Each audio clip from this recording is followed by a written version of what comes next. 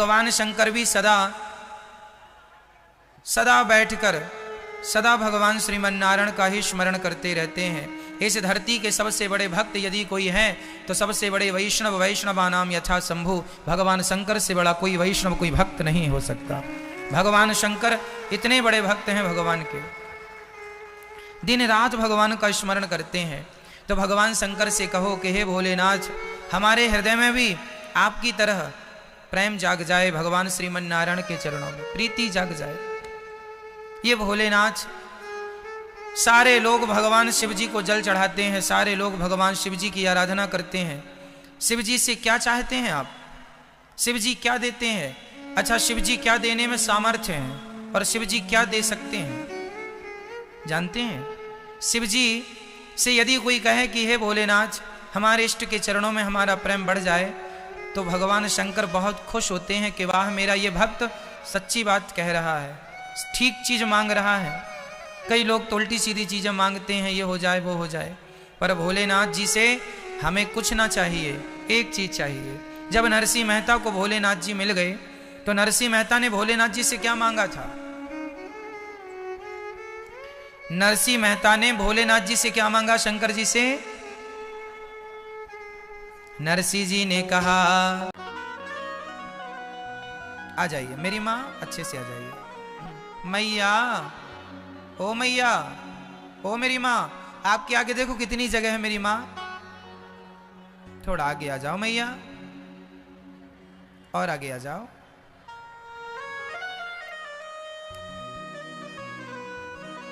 ओ मेरी माँ, पीली साड़ी वाली मैया, थोड़ा आगे आ जाओ मेरी माँ, कितनी जगह है आपके आगे।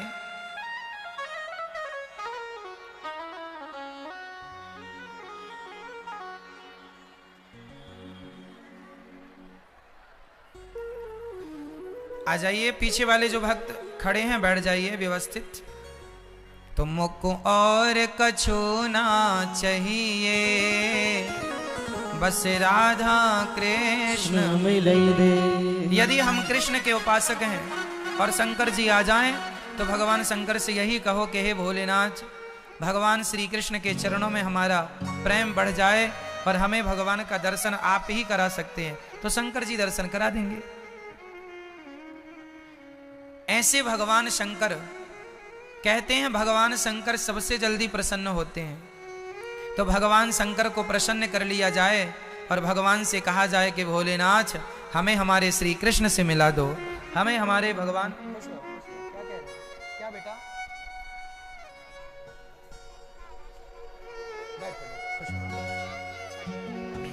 तो भगवान श्री कृष्ण के चरणों में हमारा प्रेम दिनों दिन बढ़े, भगवान शंकर ही ये दे सकते हैं। इसलिए कभी भगवान शिव जी से यदि कुछ मांगना पड़े तो केवल अपने इष्ट के चरणों में प्रेम ही मांगिएगा, भक्ति ही मांगिएगा। शंकर जी ये बहुत अच्छे से बहुत जल्दी देते हैं। आज भोलेनाथ जी नंदी पर सवार होकर के दुल्हा बन करके चले। आज शिव जी का विवाह है, तो मैं थोड़ा सा आपको शिव जी के विवाह की चर्चा सुना दूं। शंकर जी का वाहन क्या है? बैल। बैल मतलब क्या? बैल मतलब क्या? बैल मतलब नंदी नहीं होता। बैल मतलब होता है, बैल और नंदी तो एक ही चीज है, चाहे नंदी का हो चाहे बैल का हो, पर्यायवाची हो। नंदी का मतलब होता है धर्म, बैल का मतलब होता है धर्म।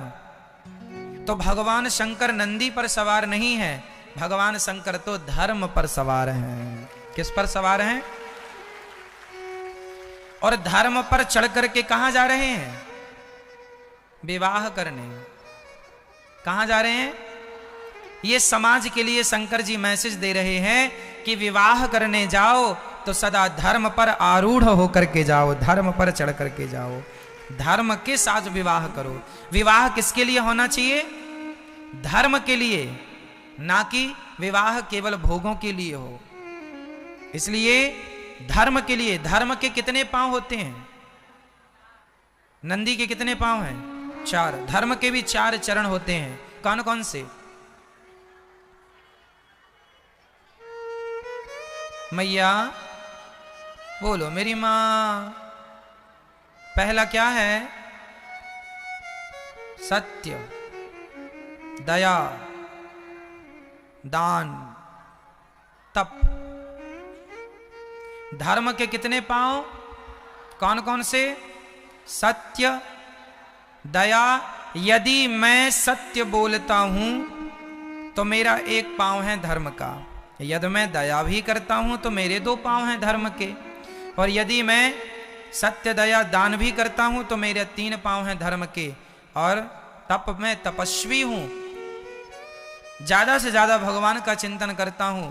तो ये तपस्या मतलब आप सही में धर्म पर सवार हैं। यदि आपने 4 चीजों का पालन किया तो आप सच्चे धर्मात्मा हैं। आप केवल एक चीज करें तो आप पूर्ण धर्मात्मा नहीं माने जाएंगे। परिभाषाएं है ना भाई। एक अच्छा आदमी कौन है? जो जिसके दोनों कान भी हों, दोनों आंखें भी हों, चल भी अच्छे, दोनों पांव भी अच्छे हों। अब पांव अच्छे हों, आंख अच्छी हो, पर सुनाई ना पड़े तो लोग उसे काना कहते हैं। क्यों? सुनता नहीं है, इसलिए सुनाई भी बराबर पड़े, दिखाई भी बराबर पड़े और आप चल भी बराबर लें। उसी प्रकार धर्मात्मा वो है जो दया भी करे, सत्य भी बोले, दान भी करे और तप भी करे। जो 4 लक्षण जिसके अंदर होगा बस वो धर्मात्मा होगा। ये 4 चाहिए धर्मात्मा के लिए। धर्म के ये 4 चरण हैं, सत्य, दया, दान और शंकर जी चारों पर सवार हैं। शंकर जी सत्यवादी। हम लोग गाते हैं ना, सत्यम शिवम सुंदरम। तो सत्यम शिवम सुंदरम, सत्य ही शिव है। तो भगवान शंकर सत्यवादी हैं। शंकर जी चले हैं नंदी पर सवार होके, अर्थात धर्म पर सवार होके। अच्छा, नंदी पर चढ़ के चले तो, लेकिन नंदी पर उल्टा बैठे हैं शंकर जी। कैसे बैठे मेरी माँ? मैया सुनो मेरी माँ, नंदी पर शंकर जी कैसे बैठे हैं? उल्टे। उल्टे मतलब पूंछ की तरफ मुंह है और नंदी के मुंह की तरफ शंकर जी की पीठ है, उल्टा। किसी ने कहा शंकर जी अब बताओ कोई दुल्हा घोड़ी पर बैठे और उल्टा बैठ जाए तो लोग कहेंगे पागल है दुल्हा। शंकर जी उलट करके बैठे। किसी ने कहा भोलेनाथ जी आप नंदी पर उलट करके क्यों बैठे हैं? शंकर जी ने कहा अरे धर्म पर भी बैठे, धर्म करते हुए, धर्म का आचरण करते हुए भी यदि हम संसार से उलटे नहीं तो धर्म करने का फिर फायदा क्या? अरे धर्म करने का तो अर्थ ही यही है कि संसार से उलट जाना। उलट जाना मतलब संसार की तरफ मुंह ना करके भगवान की तरफ मुंह हो जाए। मैं दान पुण्य करता हूँ, मैं सत्य बोलता हूँ, मैं तप करता हूँ और इतना कुछ करने के बाद भी मेरे अंदर भगवान के प्रति प्रेम ना जागा, मैं संसार से उल्टा ना हुआ, उलट के ना बैठा, संसार की तरफ ही देखता रहा, भोगों में ही लगा रहा, तो फिर मेरे धर्मात्मा होने का क्या फायदा?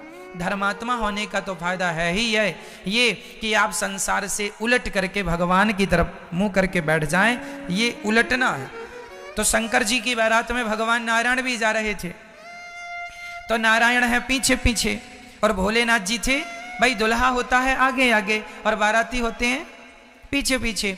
तो शंकर जी बोले कि यदि मैं सीधा बैठूंगा तो मेरे नारायण की तरफ पीठ हो जाएगी, इसलिए उलट कर बैठ गए कि भले मैं विवाह करने जा रहा हूं पर दर्शन भगवान का होता रहे। इसलिए भगवान शंकर सदा श्रीमन नारायण का दर्शन करते हुए जा रहे हैं।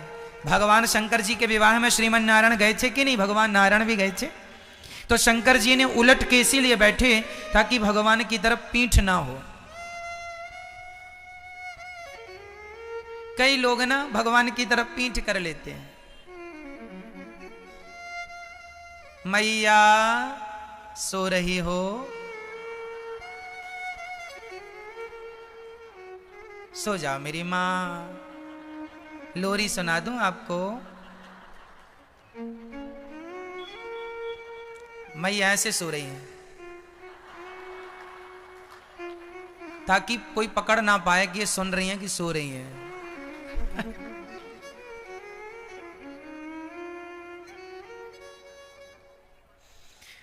तो शंकर जी नंदी के ऊपर उल्टे क्यों बैठे? ताकि भगवान की तरफ उनकी दृष्टि बनी रहे। कई लोगों को आपने देखा होगा, एक सज्जन भागवत जी में जब भजन होए तो वो नाच रहे थे। तो नाच रहे थे, पता है, वो आगे आए और नाचने लगे। और नाचे कैसे? आप लोगों की तरफ मुंह कर लिया और ऐसे ऐसे नाच रहे थे। तो हमने उनसे पूछा कि क्यों, ये किसके लिए नाच रहे हैं? बोले भगवान के लिए।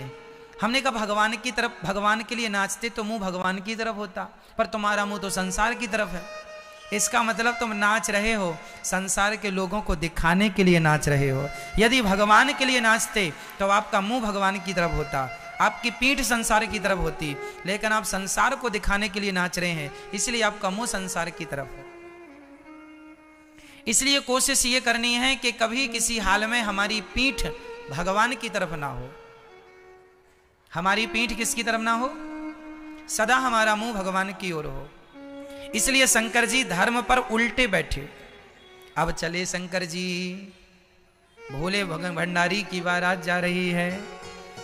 शंकर जी ने सांपों की माला, सांपों का जूड़ा, सांपों को ही जूड़े पर बांध दिया, सांपों को ही शंकर जी ने कमर पे बांध लिया।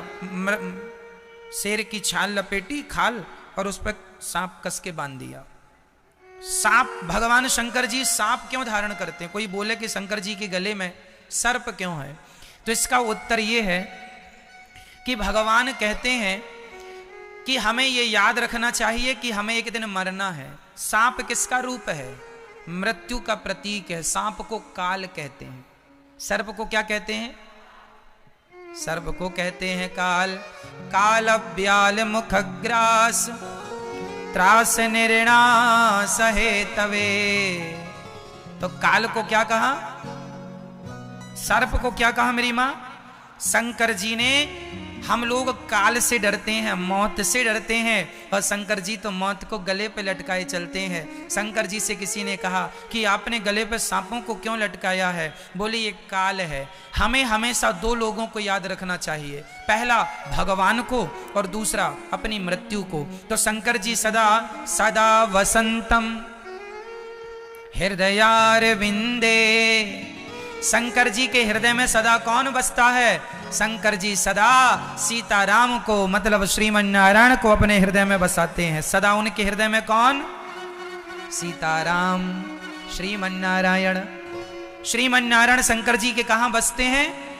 हृदयार विंदे। हृदय में कौन बसा है? भगवान सीताराम अर्थात श्रीमन नारायण।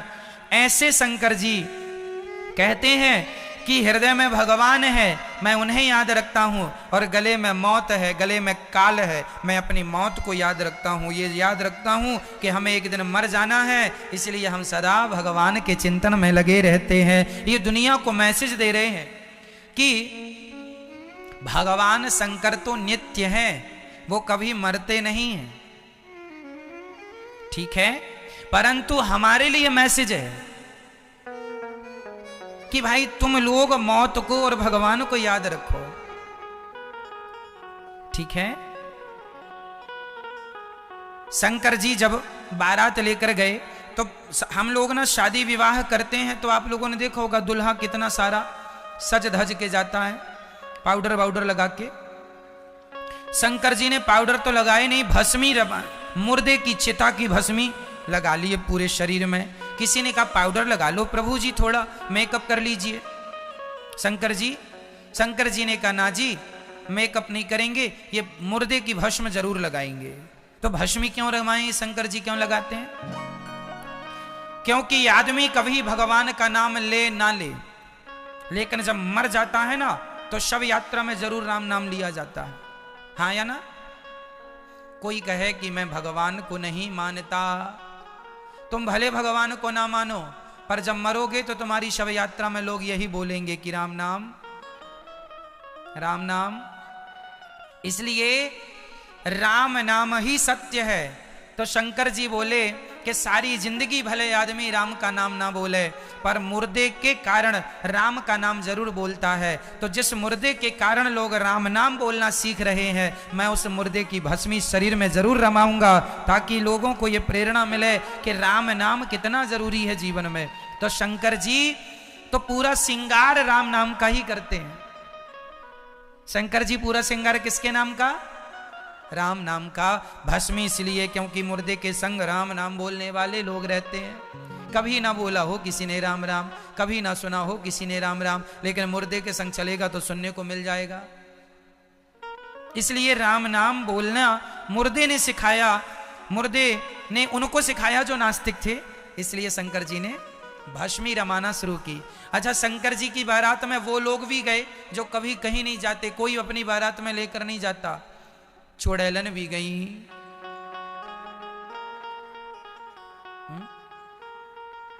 मेल फीमेल दोनों थे, भूत और चुड़ैलन, भूत भूतनी दोनों लोग। ये चुड़ैलन कौन बनता है मैया? चुड़ैलन कौन बनता है? आपके है कोई परिचित में चुड़ैलन? किसी चुड़ैलन का नंबर है, कांटेक्ट है कुछ? नहीं। चुड़ैलन कौन बनता है हम बता दें आपको। कई लोग कहते हैं महाराज जी भूत प्रेत थोड़ी होते हैं। अरे साहब होते हैं, लिखा है हनुमान चालीसा में कि भूत पिशाच निकट नहीं आवे, महावीर जब नाम सुनावे। तो भूत प्रेत होते हैं तब तो लिखा है कि ये निकट नहीं आते। तो पुरुष मरता है तो भूत बनता, और महिलाएं मरती हैं तो चुड़ैलन। तो सारी माताएं महिलाएं नहीं। जो बहू अपने सास की सेवा नहीं करती, जो बहू अपने ससुर की सेवा नहीं करती, जो बूढ़े सास ससुर को छोड़ देती है, ऐसी बहू मर के चुड़ैलन बनती है। जो स्त्री अपने पति की सेवा ना करे बल्कि पति को मारे, इसका तो रिजर्वेशन हो चुका है। पति को मारती है बताओ, इसकी चुड़ैलन सीट रिजर्व है। तो ये चुड़ैलन भूतनी। और भूत कौन बनता है? पुरुष, जो अपने माता पिता की सेवा, मां नहीं मात पिता नहीं देवा, साधुन सन कर वही सेवा। जो अपने माता पिता की सेवा ना करे, जो नारी जात का सम्मान ना करे, ऐसा पुरुष जब मरता है तो भूत बनता है। जो अपने कर्तव्यों का पालन नहीं करता वो भूत बनता है। इसलिए हमें अपने धर्म का आचरण करना चाहिए। अपने कर्तव्यों से भागना नहीं है, जिम्मेदारियों से भागना नहीं है, उनको पूरी करना है, निभाना है। तो ये शंकर जी की बारात में जितने भी शमशान थे भारत में, सब शमशान के जो भी वहां के जो भूतों के मुखिया थे, है ना, भूतों के शमशान के अध्यक्ष आए। जैसे दिल्ली के शमशान के भूतों के अध्यक्ष, अब अध्यक्ष जी आए हैं तो उनके संग 10-20 और रहेंगे। ऐसे हर शहर के जो शमशान थे सबके अध्यक्ष गए, और कहीं अध्यक्षिका भी थी, चुड़ैलन इत्यादि। कहीं भूत कम भूतनी ज्यादा, तो वहां उनका वर्चस्व था। पहले मैं खाऊंगी फिर तुम खाना। ऐसी चुड़ैलन और भूत सब भगवान शंकर जी की बारात में सम्मिलित हो गए। जस दुल्हा तस बनी बराता। कैसी बारात है? जस दुल्हा, दुल्हे के गले में सांप है और कान में भगवान ने सोने के बाले नहीं पहने। क्या? बिच्छू को उल्टा लटका दिया, ऐसे लटक रही है बिच्छू। उसका डंक टेढ़ा होता है, तो टेढ़ा डंक कान में। अच्छा, भगवान शंकर जी के कान छेदे नहीं थे तो उसने डंक मारा, तुरंत इमरजेंसी छिद भी गया और बाला भी तुरंत उल्टी लटक गई। बीछी, दोनों कानों में बीछी लटक रही है, बीछी ततैया। चल पड़ी बारात। शंकर जी ने अपनी सारी जटाओं बालों को ऐसे घुमाया, ऐसे ऐसे बांधा, और यहां एक सांप बांध लिया, छोटा वाला, छोटा सा सांप, यहां बड़ा सा सांप। शेर की खाल भगवान ने पहन ली। शंकर जी ने कहा ये शेर की खाल क्यों पहन ली? अरे शेर की खाल इसलिए पहन ली क्योंकि जंगल का राजा होता है शेर। शंकर जी कहते हैं देखो तुम कितने भी बड़े राजा हो जाओ, कितने भी बड़े तुम धन संपन्न हो जाओ, एक दिन तुम्हारी खाल उतार ली जाएगी। इसलिए शंकर जी खाल संदेश दे रहे हैं समाज को कि ज्यादा एटीट्यूड अहंकार में ना जिया करो, एक दिन तुम्हारी खाल उतार ली जाएगी। इसलिए शेर की खाल। अब शंकर जी नंदी पर बैठ के चले। बाराती ऐसे विचित्र थे कि किसी का धड़ था तो सिर का पता नहीं, सिर था तो धड़ का पता नहीं, और किसी के धड़ था ही नहीं, 7 सिर थे, केवल सिर ही सिर। अब ऐसी भूतों की बारात चली। अब शंकर जी जैसे ही हिमालय के यहां पहुंचे, बाराती पहुंचे, तो बारात देखने के लिए सबसे आगे गांव के बच्चे होते हैं। देखें दुल्हा कैसा है, सारे बच्चे आगे लाइन लगा के खड़े थे। और जैसे ही बाराती आए, और ऐसे बाराती, बाजे बज रहे हैं, डमरू बज रही है ना, और बाराती में नाच कौन रहा? भूत। वो लोग नाच रहे हैं जिनके सिर ही नहीं है। अब सोचो कैसे वो नाच रहे होंगे, बिना सिर के नाच रहे हैं, खूब बढ़िया नाचे। अब गांव के लोगों के मन में आया चलो हम भी देखें बारात कैसी है। और जैसे ही बच्चों ने देखा कि वहां जितने लोग थे उनमें से किसी का सिर अलग नाच रहा है, केवल सिर ही नाच रहा है, और किसी का धड़ ही नाच रहा है। बच्चों ने देखा, भागे, हे भगवान मैया बचाओ, मैया बचाओ। क्या हुआ लाला? मैया अब तो मर जाएंगे। क्यों? भूत आए हैं। अब मैया सबको संभाल रही हैं, बच्चे भाग रहे हैं। हद तो तब हो गई कि जब एक सज्जन ने पानी लेकर बारातियों का स्वागत करने गया, पानी गिलास में पानी लेके गया, तब एक धड़ ने कह दिया, धड़ जिसका सिर था नहीं, उसने उससे कहा क्यों भाई, हम बारातियों के ठहरने की व्यवस्था कहां है? उसने कहा जिसका सिर था ही नहीं। उसने गिलास वहीं छोड़ी, पूरी प्लेट वहीं छोड़ी, पानी से भरी, दौड़ा वो। केवट रहा होगा, केवट का काम होता पानी देना, दौड़ा केवट। अब सारे भूत प्रेत जब आए, जैसे तैसे उन्हें अब भोजन में एंट्री मिली।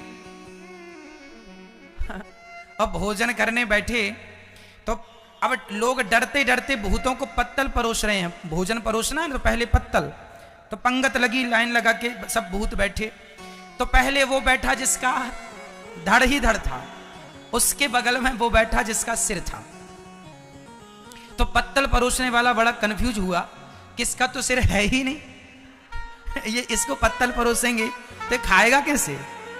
तो उसको पत्तल परोसा नहीं, और बिना पत्तल परोसे उसने सोचा कि इसका तो सिर ही सिर है, ये खाएगा तो जाएगा कहां? इसलिए दोनों को छोड़ के तीसरे के पास पहुंचा। तो भूत ने अर्थात धड़ ने उसका हाथ पकड़ लिया, खींचा। क्यों? अंधा हो गया है क्या? क्यों अंधा? अरे दिखता नहीं है, हम यहां बैठे, हमें पत्तल परोस। तो अच्छा चलो, डरते डरते उसने सबको एक लाइन से पत्तल परोसा। कुछ भूतों ने देखा कि रायतों के गंजे भरे पड़े हैं, रायता। तो भूतों ने तो भूत रायतों के गंजे में नाक पकड़ पकड़ के डुबकी लगा रहे हैं, हर हर महादेव, हर हर महादेव। रायतों के गंजों में डुबकियां लगा रहे हैं।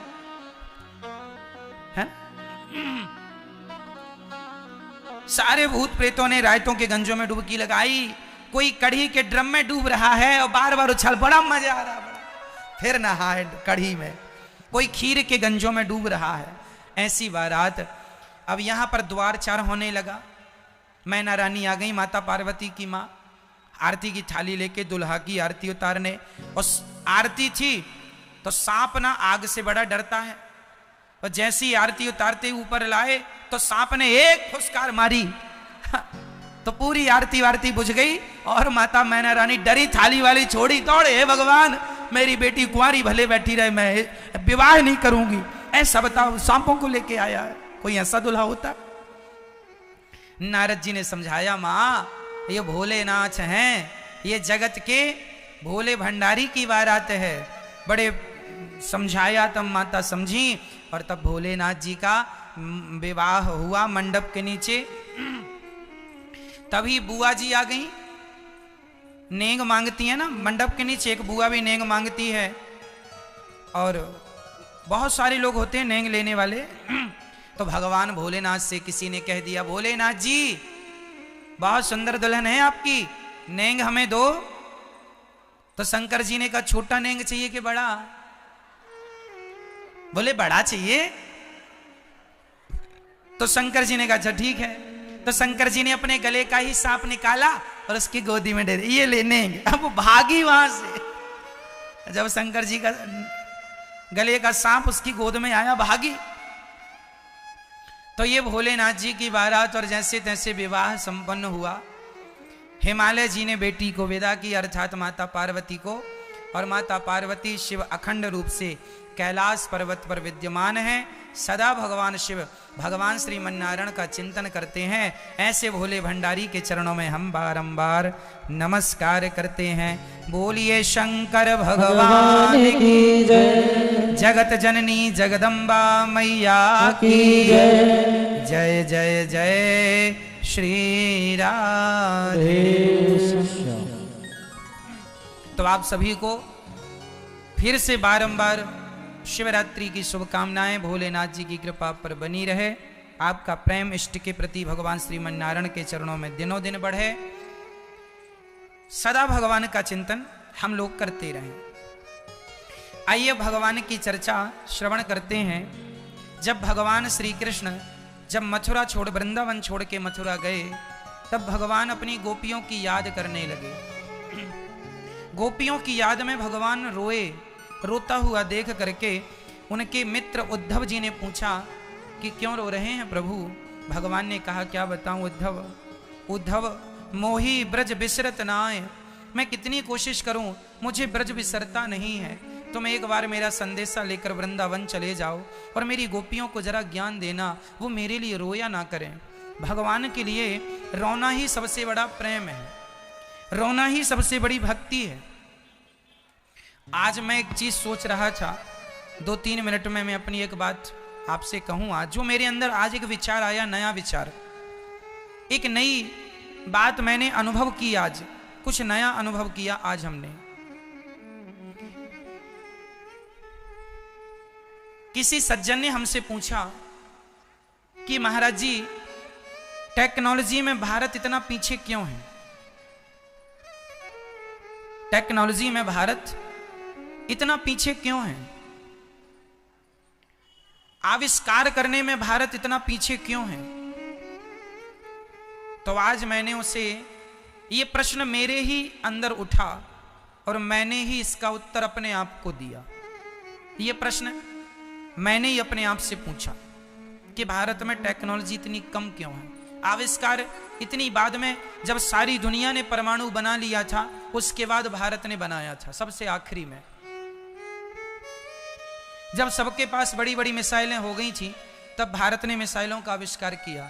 तो ये प्रश्न मेरे अंदर खड़ा हुआ कि ऐसा क्यों, हमने बाद में क्यों बनाया, पहले क्यों नहीं बनाया? तो ये प्रश्न समझ में आ गया आपको? प्रश्न समझ में आ गया? तो अब उत्तर समझा दूं। अब उत्तर, फिर मैंने अपने आप को उत्तर दिया। मैंने अपने आप को उत्तर दिया कि इस धरती में सबसे पहला आविष्कार हमारे भारत के ऋषि मुनियों ने ही किया है। आप बताइए पहला आविष्कार क्या है हमारे इस धरती का? बोलो मेरी मां, दादाजी। हमारे देश का पहला आविष्कार क्या है? हमारे देश का पहला आविष्कार है हमारे वेद। हमारे वेद, और वेदों के बाद रामायण, वेदों के बाद क्या, जिसे श्री वाल्मीकि जी ने लिखी, और रामायण के बाद आविष्कार हुए हैं पुराणों के 18 पुराण। सुनना, America, Japan, London, Paris, China इत्यादि देश हैं, जितने भी हैं, सबने परमाणु बनाए, सबने मिसाइलें बनाई, सबने तोप बनाए, सबने बंदूकें बनाई, लेकिन भारत ने पुराण बनाए। भारत ने क्या बनाए? पुराण। अब आप कहेंगे महाराज जी पुराण बनाया तो क्या बनाया? अब मुझे आप ये बताओ कि मैं आपको गोली मार दूं वो अच्छा है, या मैं आपको ज्ञान की बातें सुनाकर आपका मन संसार से हटाकर भगवान से जोड़ दूं, ये अच्छा है? बताइए। दुनिया ने आविष्कार किए, बम बनाए, परमाणु बनाए, गोली बनाई, बारूद बनाया, तो बारूद तो भैया मारने के लिए बनाया गया है ना, क्यों जी? बारूद किसके लिए बनाया गया है? यदि मैंने बारूद बनाया तो मैंने किसी को मारने के लिए ही बनाया होगा। सही है? सही है। लेकिन मैंने आपको भागवत सुनाई, आपका मन संसार से हटाकर ईश्वर से जोड़ा, तो बताइए गोली मारने में शांति है कि परमात्मा से संबंध जोड़ने में शांति है? सारी दुनिया आविष्कार करती है, विनाशक मानव जाति के विनाश के लिए आविष्कार दुनिया ने किए, पर भारत में गोस्वामी तुलसीदास जी ने रामचरितमानस लिखी। रामचरितमानस तब लिख दी थी जब कोई आविष्कार नहीं था। क्यों जी? सिवाय बैलगाड़ी के, सिवाय कुदाली, फावड़ा और कुल्हाड़ी के, तलवारों का जमाना था वो, धनुष और बाण का जमाना था वो, मिसाइलों का नहीं था, बंदूक का नहीं था, तोप बारूद का नहीं था। तब गोस्वामी जी ने रामचरितमानस लिखी। और रामचरितमानस में क्या लिखा है कि संसार से नाता तोड़ो, लड़ना झगड़ना सही नहीं है जीवन के लिए। अरे दुनिया ने लड़ने के लिए विमान बनाए, और रामचरितमानस कोई पढ़ लेगा तो लड़ने का भाव ही नहीं जागेगा कभी। हम तो लड़ना ही नहीं चाहते। दुनिया ने लड़ने के लिए विमान बनाए, लड़ने के लिए आविष्कार किए। हमने तो वो चीज बनाई जिससे लड़ाई ही खत्म हो जाए, हो ही ना। कोई रामचरितमानस पढ़ने वाला हो, कोई रामचरितमानस को, हमारे देश के जो ग्रंथ हैं उन ग्रंथों को कोई समझ ले, सुन ले, तो आप कभी झूठ भी नहीं बोलेंगे। आज जो लोग झूठ बोल रहे हैं इसलिए कि उन्हें शास्त्रों का ज्ञान नहीं। लोग कहते हैं हमने बड़े बड़े हॉस्पिटल बनाए, लोग कहते हैं हमने बड़े बड़े डॉक्टर बनाए, और हम कहते हैं कि हमारे ग्रंथों को कोई पढ़ लेगा तो बीमार ही नहीं पड़ेगा। जब बीमार ही नहीं पड़ेगा तो क्या चाहिए हॉस्पिटल और क्या चाहिए डॉक्टर? हम लोगों ने तो जड़ में काम किया है, जड़ से काम किया है। क्यों जी? हमारे यहां महर्षि पतंजलि ने आयुर्वेद में ऐसा विधान दिया है कि कोई उस विधान से चले तो बीमार ना हो कभी। और बीमार यदि होए भी तो हमारे यहां आयुर्वेद उपचार बनाया। क्यों जी? आयुर्वेद ऐसा उपचार है कि होता है काम। अब आप कहेंगे किसी की हड्डी टूट जाए तो आयुर्वेद से जुड़ जाएगी? हाँ,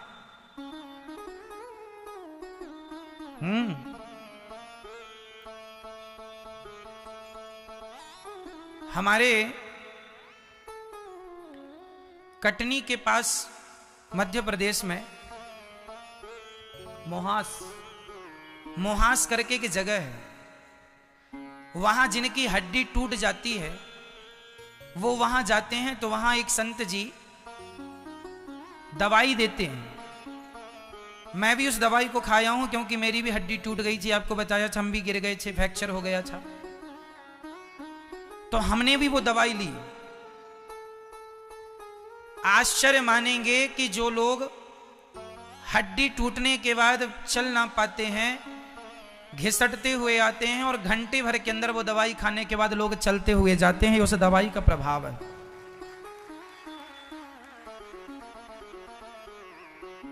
क्या इसका अर्थ है? ये अर्थ है कि हमारे आयुर्वेद में हड्डी जोड़ने की भी परंपरा है। तो हम लोग, कोई कहे कि भारत के लोगों ने कोई आविष्कार नहीं किया, तो कह दो जमाने को साहब, हमने ही वो आविष्कार किए हैं जिस आविष्कार से मानव जाति का कल्याण हो सकता है। तुम्हारे आविष्कार केवल विनाशक हैं। तुम्हारे आविष्कार केवल विनाशक है। रसिया ने यूक्रेन पर खूब तोपें, खूब बम पटक रहा है। पूरी मानव जाति अस्त व्यस्त हो गई कि नहीं उस देश की? बोलो हाँ या ना? निर्दोष बच्चे मारे गए कि नहीं उस देश में? स्त्रियां मारी गई, पुरुष मारे गए। तो क्या आपका यह आविष्कार है कि आप किसी निर्दोष जनता को अपने स्वार्थ के लिए मार डालें? यदि आप ये आविष्कार करके अपने आप को श्रेष्ठ कहते हैं, तो फिर हमारा आविष्कार सबसे बढ़िया है। हमारी रामचरितमानस के भाई, आपस में प्रेम करो मेरे देश प्रेमियों, ये आविष्कार है हमारा। हम प्रेम करना सिखाते हैं, हम लड़ना। हमारे यहां रामचरितमानस में लिखा है, परहित सरिस धर्म नहीं भाई, पर पीड़ा सम नहीं अधमाई। ये हमारा आविष्कार है। हमारा आविष्कार है वसुधैव कुटुंबकम। हम कहते हैं पूरा देश, पूरी दुनिया हमारा परिवार है। हम भाईचारा सिखाते हैं, हम मिलजुल के रहना सिखाते हैं। हम कैसा रहना सिखाते हैं? हम कहते हैं मिलजुल के रहो, झूठ ना बोलो, कपट ना करो, किसी के उन्नति में ईर्ष्या ना रखो। हम ये उपाय बताते हैं, ये बातें बताते हैं। हम आपको ना गोली मारने की बात, हाँ, हम आपको आत्मरक्षा की बातें बताते हैं। जब दुनिया ने परमाणु बनाए तो फिर हमें भी बनाना पड़ा, भारत को भी बनाना पड़ा, क्योंकि आत्मरक्षा के लिए तो कदम उठाने ही पड़ेंगे। तो फिर हमने बनाए, तोप भी बनाए, अब बम भी बनाए, सब बनाए, हमने सब बनाए। भारत के पास सब कुछ है, विमान भी है, सब है, लेकिन हमने शुरू नहीं किया, क्योंकि हम शांति प्रिय लोग हैं। बताइए, मेरा एक सवाल आपसे है, उत्तर दीजिएगा। सबको मार कर, सबको मिटाकर केवल खुद पावरफुल बनना, क्या ये सही है? सबको मार डालो, केवल आप बचे रहो, क्या ये सही है? अरे ना जी, हमारे यहां तो हम सबको जिंदगी देने की कोशिश करते हैं। इसलिए आपसे कोई सवाल करे कि भारत में आविष्कार पहले क्यों नहीं हुए, तो कह देना हमारे ऋषि मुनि जानते थे कि आविष्कार विनाश करने वाले हैं, इसलिए आविष्कार नहीं किया। पर जब दुनिया ने किया तो फिर हमने अपने बचाव के लिए फिर हमने भी कर लिए, हमने बाद में किया। ये नहीं है कि हम करना नहीं जानते, जानते हैं, पर हम लोग विनाश करना नहीं जानते। हम किसी मनुष्य जाति मात्र पर हम संकट बनना नहीं चाहते कि हम नष्ट कर दें जीव मात्र को। हमारा पहला आविष्कार क्या है? बोलो मेरी मां, वेद। दूसरा रामायण। रामायण में भी पुष्पक विमान का जिक्र है, विमान इत्यादि। अच्छा, मैं आपको एक गूढ़ बात बताऊं जो आप लोग नहीं जानते। हमारे यहां जब महाभारत हुआ था ना, इस धरती का सबसे बड़ा विश्व युद्ध कौन था? महाभारत। इस दुनिया में ऐसे कोई देश नहीं था जहां के राजा महाराजा उस महाभारत में सम्मिलित नहीं हुए। सबसे बड़ा महाभारत का जो युद्ध हुआ, लाखों की जनता मारी गई, लाखों लोग मारे गए, सैनिक मारे गए, हाथी मारे गए, घोड़े मारे गए। तब धर्मराज युधिष्ठिर ने तुरंत मीटिंग बुलाई और धर्मराज युधिष्ठिर ने कहा कि जैसा ये युद्ध हुआ है, अब आने वाले समय पे इस धरती में इतना बड़ा युद्ध ना हो। इसलिए जितने भी उस जमाने में भी टेक्नोलॉजी का प्रयोग हुआ था, महाभारत में भी टेक्नोलॉजी का प्रयोग हुआ था मैया। महाभारत में भी परमाणु बम चले थे भाई। ब्रह्मास्त्र चला था कि नहीं? ब्रह्मास्त्र क्या परमाणु से कम था? ब्रह्मास्त्र था, आग्नेयास्त्र था, ऐसे तमाम कितने अस्त्र शस्त्रों का प्रयोग महाभारत के युद्ध में हुआ, उसी की देखा देखी तो ये परमाणु का बम बना।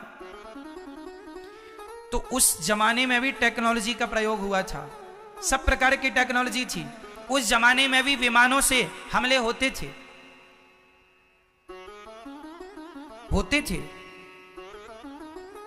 अर्जुन भगवान के पास ऐसा रथ था जो आकाश में उड़ता था, उड़ने वाला रथ भी था। जैसे रावण के पास पुष्पक विमान था, उड़ता था। माता सीता को उड़ाकर ही ले गया था वो लंका।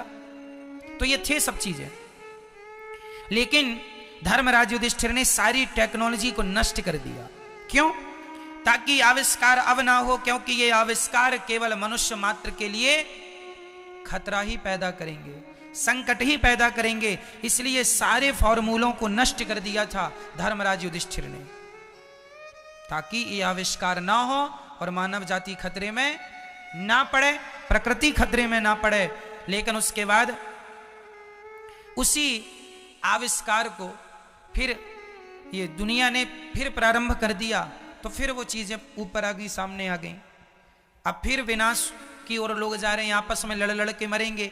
एक दिन वो आएगा, लिख के रख लेना मेरी बात, एक दिन वो आएगा कि सारी टेक्नोलॉजी को सारी दुनिया मिलकर अपने आप नष्ट करेगी और कहेगी कि भैया भाईचारे से, शांति से रहो, इसी से कल्याण है जीव मात्र का, इसी से सबका भला है, इसमें कुछ नहीं रखा। कितने भी आप आविष्कार कर लो, पर शांति तो प्रेम से ही मिलेगी आपको। बढ़िया भोजन करो, बढ़िया भगवान का चिंतन करो, मिलजुल के रहो, यही जीवन का सार तत्व है। आप कितना भी नाम कमा लो, बड़े बड़े लोग कितना भी आविष्कार कर लें तो कर लो, तुमने कौन सा अच्छा कर दिया? तुलसीदास जी ने रामचरितमानस लिख दी और मिस्टर थॉमस ने परमाणु बम का आविष्कार कर दिया। परमाणु बम का आविष्कार कर दिया मिस्टर थॉमस ने, और गोस्वामी तुलसीदास जी ने लिख दी रामचरितमानस। तो बताइए मुझे, रामचरितमानस सुन के, पढ़ के ज्यादा शांति मिलती है कि परमाणु बम पटक के ज्यादा शांति मिलती है? उत्तर आपका बोलो मेरी मां, जोर से आप बताइए, बोलो मेरी मां। राम, तो फिर बताइए परमाणु बम बनाने वाला व्यक्ति श्रेष्ठ है या गोस्वामी तुलसीदास जी श्रेष्ठ हैं? कोई कहे कि भारत ने क्या आविष्कार किया, कह दो हमने भाईचारे का मैसेज दुनिया को रामचरितमानस के द्वारा पहुंचाया कि भाई कैसा हो, कि राम जी वनवास गए तो दूसरा भाई आ गया, चरणों में गिर पड़ा, भैया मैं आपके बदले रहूंगा, आप अयोध्या चलो। भाई का प्यार कैसा हो भाई के प्रति, पड़ोसी मुल्कों का प्यार कैसा हो। राम जी क्या रावण को नहीं मार सकते थे? एक बाण में उसी दिन मार देते जिस दिन सीता को चुराया, माता सीता को लेके। नहीं, राम जी ने कई बार शांति प्रस्ताव भेजे, हनुमान जी गए समझाने, अंगद जी गए समझाने, राम जी ने समझाया। जब किसी प्रकार से शांति से बात नहीं बनी, तब राम जी ने केवल रावण को मारा, लंका की आम जनता को नहीं मारा राम जी ने। ऐसे नहीं कि किसी के भी घर में बम पटक दें। क्यों जी? राम जी ने किसको मारा? केवल रावण को, और उनको मारा जो रावण के पक्ष से लड़ने आए। आम जनमानस को क्षति नहीं हुई।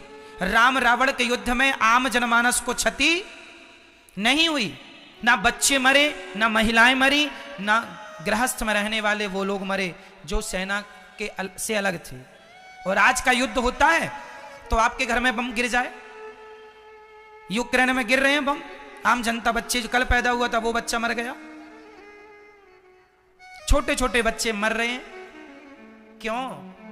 क्यों मानव जाति खतरे में आ रही है? तुम्हारे आविष्कार ले डूबेंगे दुनिया को।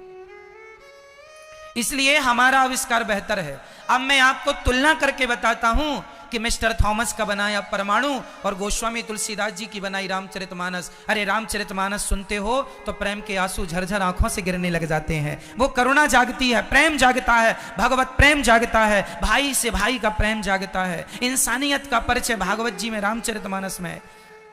इसलिए हमारे आविष्कार ही श्रेष्ठ हैं। हमारे आविष्कार अंतिम सत्य आविष्कार है। तुम कितने भी परमाणु बना लो, लेकिन शांति परमाणु बनाने से नहीं, संसार से मन को हटाकर ईश्वर में मन लगाने से ही शांति मिलेगी। ये सार तत्व है, यही शास्त्रों में लिखा पड़ा। कितना भी भटक लो दुनिया, कितना भी नाम कमा लो, पैसा कमा लो, इज्जत कमा लो, अंत में आना पड़ेगा तुम्हें शांति के लिए यहीं। हाँ या ना? इसलिए हमारे ऋषि मुनि जंगल में एकांत में बैठे हैं शांति से। यही जीवन का आनंद है, शांति। हर आदमी को क्या चाहिए? शांति चाहिए। लेकिन दुनिया इतनी अज्ञानी है। देखिए अज्ञान की पराकाष्ठा देखिए कि रूस यूक्रेन पर बम पटक पटक के सबको मार के, उसे क्या लगता है सबको मार दूंगा, मैं यूक्रेन पे कब्जा कर लूंगा, तब मुझे शांति मिलेगी। वाह वाह वाह, क्या ये शांति की परिभाषा? मैं आपको मार डालूं और आपके घर में कब्जा कर लूं और कहूं कि अब मैं शांति। तुम्हारी परिभाषा ये है शांति की, और हमारी परिभाषा ये है कि जो हमारे पास है वो भी हम गरीबों में, दीन दुखियों में बांट दें और अपने एकांत में जाके भगवान का चिंतन करें। ये हमारी शांति की परिभाषा है। हमारी परिभाषा शांति की कैसी है कि हम अपना भी सब बांट कर गरीबों में, दीन दुखियों में और एकांत में भगवान का चिंतन करें। यह हमारी परिभाषा है शांति की। और रूस की शांति की परिभाषा कैसी है कि वो यूक्रेन को मार के, सबको मार के अपना झंडा लहराए और फिर कहे वाह अब तो हमें जीत मिल गई, बड़ी शांति, बड़ी शांति, वाला वाह वाह, मुगेम्बो खुश हुआ। ये शांति है। लाखों बच्चे मर गए, पत्नियां मर गई, पति मर गए, बहन मर गई, मां मर गई, गाय मर गई, भैंस मर गई, बकरी मर गई, कुत्ता मर गए, सब मर गए। उस विस्फोट में क्या ना मरा, सब मर गए। और तब आप अपना झंडा लहरा रहे हैं शांति शांति। तो ये आपकी शांति है। तो अब बताइए कौन बुद्धिमान है? वो लोग जो परमाणु की ताकत दिखाते हैं वो लोग, या जो हम भाईचारे की बातें करते हैं हम लोग? कौन बुद्धिमान है? किसकी शांति बेहतर है, हमारी या उनकी? इसलिए भारत को विश्व गुरु कहा जाता है कि जैसी सोच हमारी है ऐसी किसी की नहीं है। जो हम सोच सकते हैं कोई नहीं सोच सकता। हमें कोई बंदूक दे दे और कहे अनिरुद्धाचार्य जी आपको इसे मारना है, हमें कोई पाकिस्तान भेज दे बंदूक देके, ट्रेनिंग देके, और हमें जाके कहे अनिरुद्धाचार्य जी आप ये लो बंदूक और जाइए पाकिस्तान में घुस के लोगों को मारिए, तो मैं क्या करूंगा? मैं अपना बताता हूं, आपका अपना समझना। मैं जाऊंगा लेकिन बंदूक से नहीं मारूंगा मैं उन्हें। मैं मारूंगा, मैं आतंकवादियों को भी मारूंगा, पर बंदूक से नहीं, मैं अपने ज्ञान की चोट से मारकर उनका हृदय ही परिवर्तित कर दूंगा। उनका हृदय ही परिवर्तित। गोली की जरूरत नहीं, मुझे गोली की जरूरत ही नहीं है। मैं तो दुष्ट आदमी को भी अपने प्रेम की भाषा से बदल सकता हूं। व्यक्ति बुरा नहीं होता, व्यक्ति के विचार बुरे होते हैं। और हमारा धर्म, हिंदू धर्म, सनातन धर्म, हम व्यक्ति से दुश्मनी नहीं करते।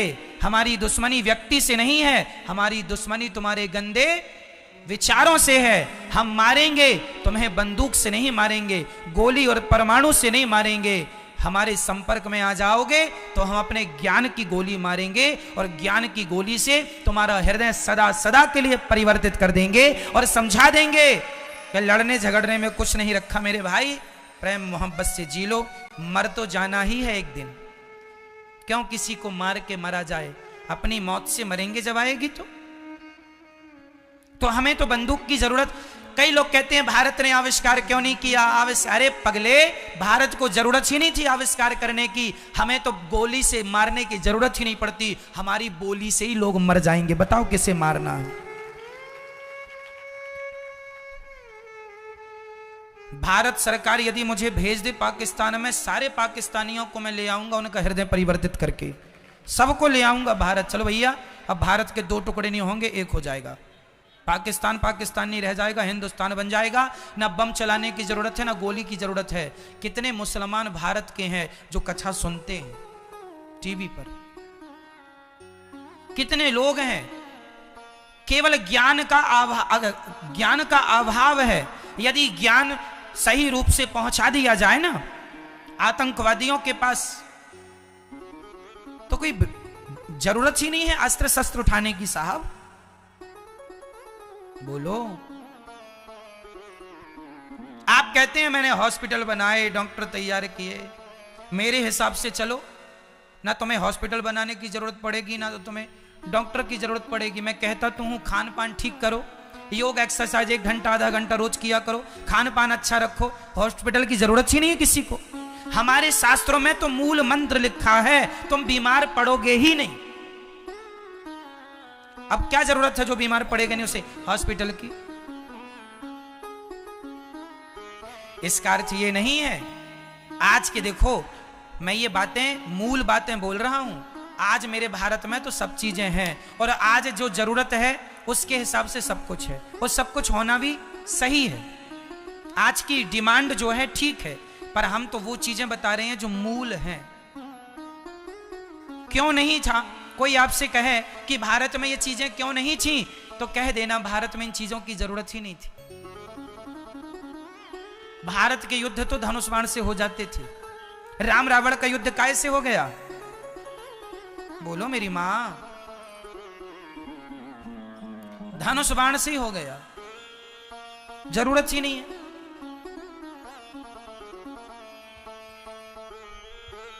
हमारे यहां ज्ञान की विशेष महिमा है और ज्ञान का स्तर बहुत उच्च कोटि का है। अब आप कितना समझेंगे इस ज्ञान की बात को, कितना अनुभव करेंगे मुझे नहीं पता, पर जीवन का सार तत्व हम आपसे कह रहे हैं। भगवान उद्धव जी को भेजते हैं वृंदावन।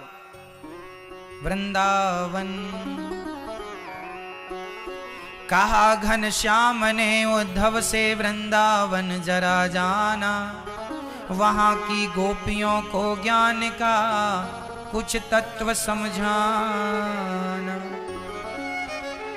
विरह की वेदना में वे सदा बेचैन रहती हैं, तड़प कर आह भरती हैं और रो रो कर ये कहती हैं, है प्रेम जगत में सार और कुछ सार नहीं।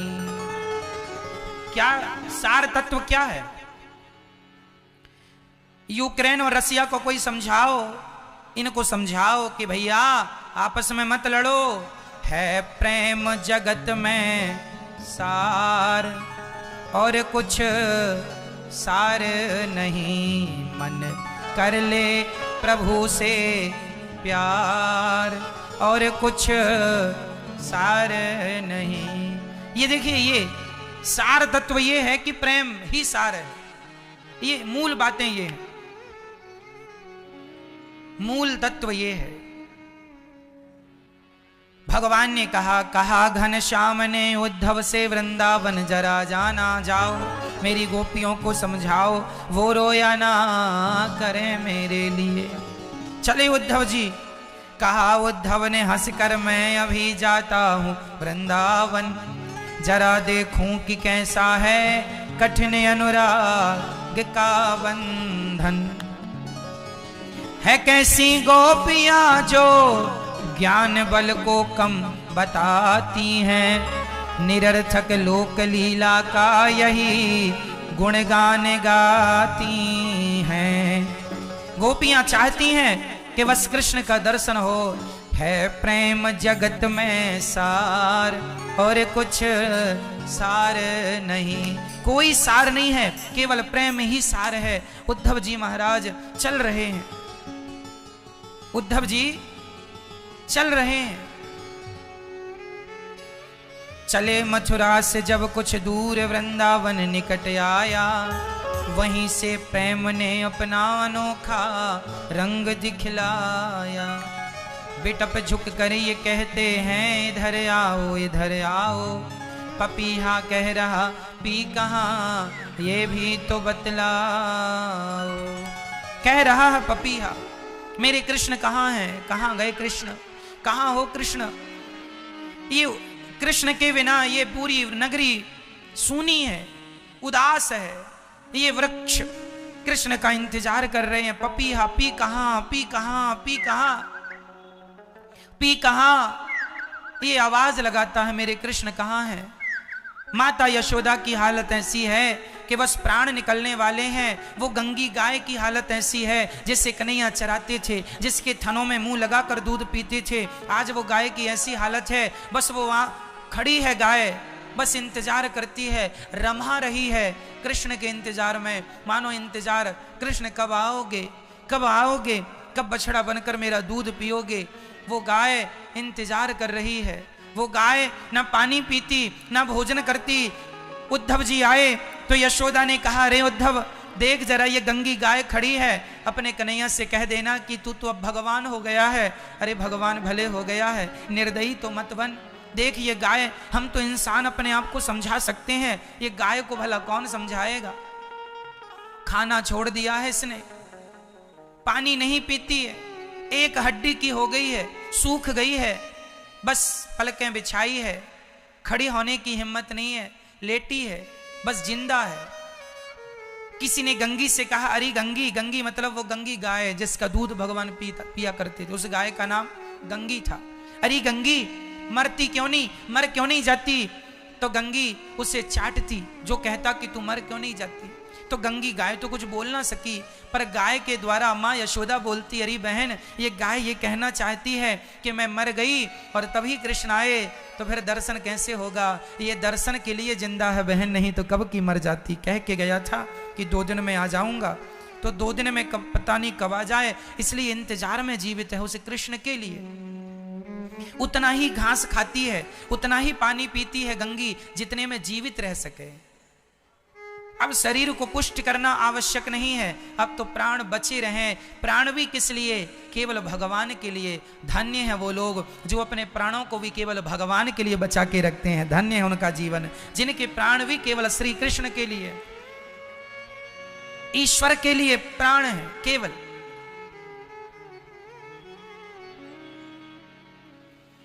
उद्धव जी महाराज माँ यशोदा से बात करते हैं। पूरी रात गुजर गई। माँ यशोदा ने कहा, कन्हैया उद्धव कह देना कन्हैया से मैं अब जिंदा रहूंगी नहीं, ये माँ यशोदा मर जाएगी।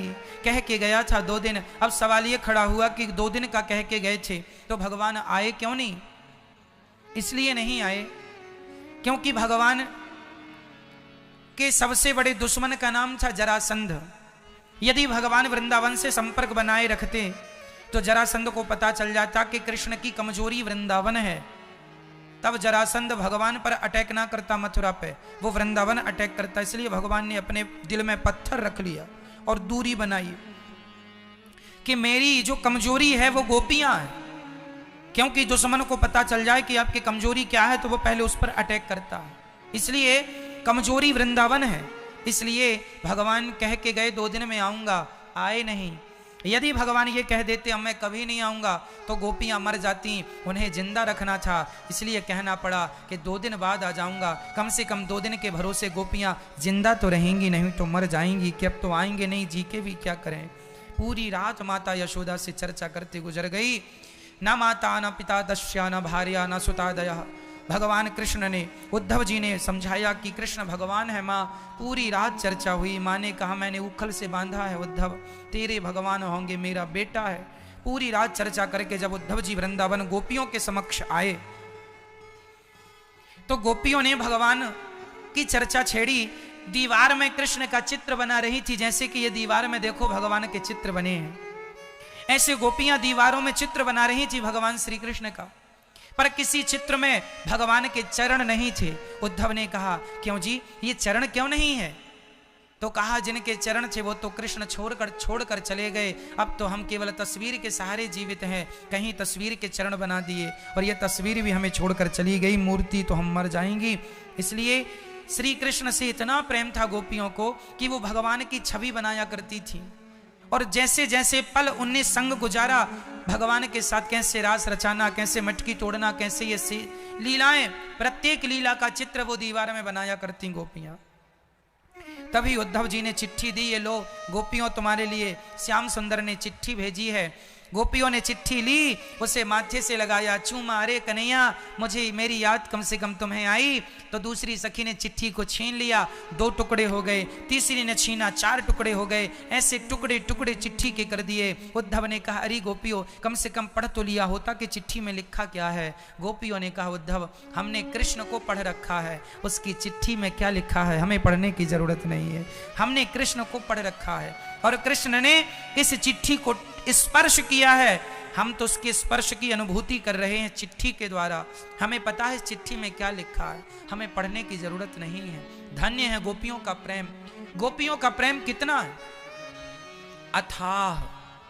कितना प्रेम है, जितना समुद्र में पानी है इतना गोपियों के हृदय में भगवान के लिए प्रेम है। जैसे समुद्र की गहराई का और समुद्र के पानी का कोई हिसाब नहीं कि कितना पानी है, उसी प्रकार गोपियों के प्रेम का कोई हिसाब नहीं कि उनका भगवान से कितना प्रेम है, अथाह प्रेम है। ऐसा प्रेम भगवान से किसी का हो जाए तो निश्चित भगवान की प्राप्ति संभव है। लेकिन हम लोगों का ये विशुद्ध प्रेम होता नहीं है। गोपियां भगवान को गालियां देती हैं, अरे वो कपटी है 1 नंबर का, क्या बिगाड़ा था हमने, छोड़कर चला गया। गोपियां कहती हैं, और वो भगवान के सिवा किसी को नहीं चाहती, कुछ नहीं चाहती। किसे चाहती हैं, केवल भगवान को। जब उद्धव जी ने ब्रजमंडल की ये हालत देखी, गोपी का ये प्रेम देखा, तब उद्धव जी का ज्ञान तो उन्हें लगा कि मेरा ज्ञान व्यर्थ है। कोरा ज्ञान किसी काम का नहीं है। कोरा ज्ञान किसके बिना, प्रेम के बिना। बिना प्रेम के ज्ञान का कोई अर्थ नहीं है। उद्धव जी राधा रानी के चरणों की धूल माथे पे लगाकर कहने लगे कि हमें केवल अपने चरणों में स्थान दे दो माँ। इतने बड़े ज्ञानी राधा रानी के चरणों की धूल पर लौटने लगे। जब वृंदावन कभी आओ और जब प्रेम देखो, भगवान के भक्तों का दर्शन करो, तब पता चले कि ये प्रेम क्या है। अरे प्रेमी ही प्रेमी की भाषा जानता है। कोई भगवान के लिए रो रहा है तो उसे उसके रोने में बड़ा सुख मिल रहा है। कोई बोले कि रोने में भी सुख मिलता है। हाँ, जब कोई स्त्री माँ बनती है ना तो वो बहुत रोती है प्रसव की पीड़ा से, रो बहुत रही है पर अंदर बहुत खुशी है इस बात की कि मैं माँ बनने वाली हूं। रो रही है, पेट फट रहा है, प्रसव से चिल्ला रही है ना, लेकिन उसे अंदर प्रसन्नता है कि मैं माँ बन रही हूं। बस भगवान की भक्ति में रोने में भी वही प्रसन्नता है जैसे कि स्त्री को माँ बनने में प्रसन्नता होती है। भक्त का रोना भी सुखदाई है, संसार का रोना दुखदाई है, पर भगवान के लिए रोना सुखदाई है। कोई रोता है पैसों के लिए, कोई रोता है हीरे और मोती और अमीरी के लिए, कोई रोता है हीरे के लिए, मोती के लिए, अमीरी के लिए, तो कोई रोता है बांके बिहारी के लिए। कोई भगवान के लिए रो रहा है, कोई संसार के लिए रो रहा है। मीराबाई रोई भगवान के लिए, गोपियां रोई भगवान के लिए। उद्धव जी को भगवान ने देखा कि उद्धव जी 6 महीने बाद लौटे, हृदय में भगवान ने दर्शन कराया। अद्भुत ये प्रसंग। उद्धव को ज्ञान का बड़ा घमंड था, इसलिए प्रेम की यूनिवर्सिटी में भगवान ने भेजा था कि ज्ञान तो पढ़ लिया है, जाओ थोड़ा सा प्रेम पढ़ करके आ जाओ। बिना प्रेम के ज्ञान का कोई मूल्य ही नहीं है।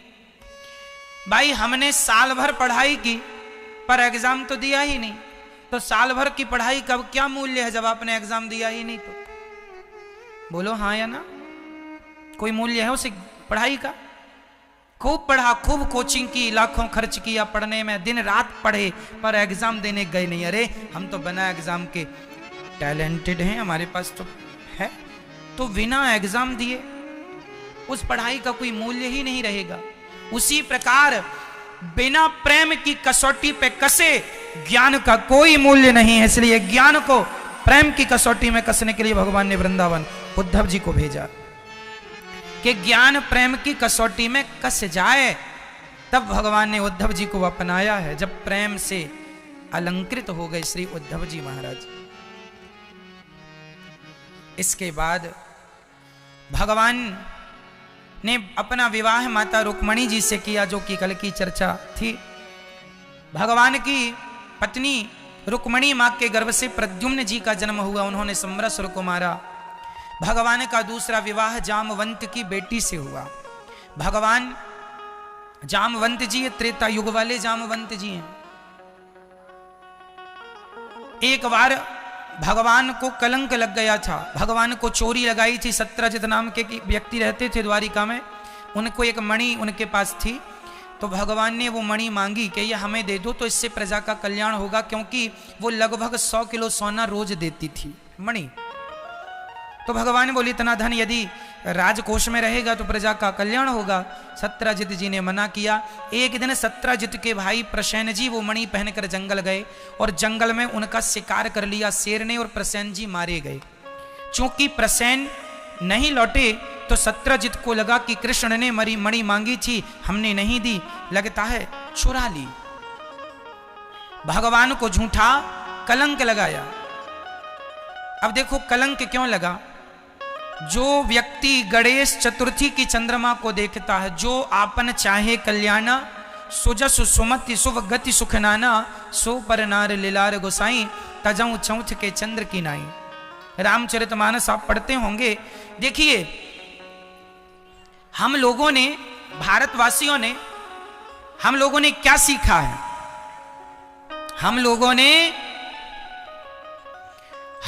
ने बंदूक चलानी नहीं, परमाणु चलाना नहीं, हम लोगों ने मिसाइल चलाना नहीं, हम लोगों ने ये सीखा है कि किसी स्त्री पर दृष्टि डालो तो या अपने माँ के रूप में, या तो बहन के रूप में, या बेटी के रूप में। ये हमने सीखा है, ये हमारा चरित्र है भारत का, हमें ये सिखाया गया है। और आजकल दुनिया के अन्य कोनों में ऐसी थिंकिंग नहीं है जैसी केवल भारत में। इसलिए भगवान श्री कृष्ण ने रामचरितमानस में ये गोस्वामी जी समझा रहे हैं कि पराई स्त्री को वैसे ही देखो जैसे अपनी मां को देखते हो। उम्र में बड़ी है तो बराबर की है तो बहन, छोटी है तो बेटी। पुरुष बराबर में उम्र में बड़ा है तो पिता, बराबर का है तो भाई, और छोटा है तो बेटा। दृष्टिकोण बदलना है। इसलिए आप अपना दृष्टिकोण बदल दीजिए, देखने का नजरिया बदल दीजिए। आजकल के बच्चे देखते नहीं हैं, ताकते हैं, क्योंकि उन्हें सिखाया ही ये गया है। उनके मोबाइल में रिंगटोन सेट है, ताकते रहते तुझको सांझ सवेरे। आजकल के बच्चे गाते हैं ना, ताकते रहते। हमारे यहां ताकना नहीं सिखाया गया, हमारे यहां देखो भालो तको मत, बोलो चालो बको मत, खाओ पियो छको मत, ठीक है, चलो फिरो थको मत। हमारे यहां देखने का मना नहीं है, देखना अच्छा है, पर घूरना, ताकना ये गलत है। इसलिए चरित्र, हमारा कैरेक्टर, हमारा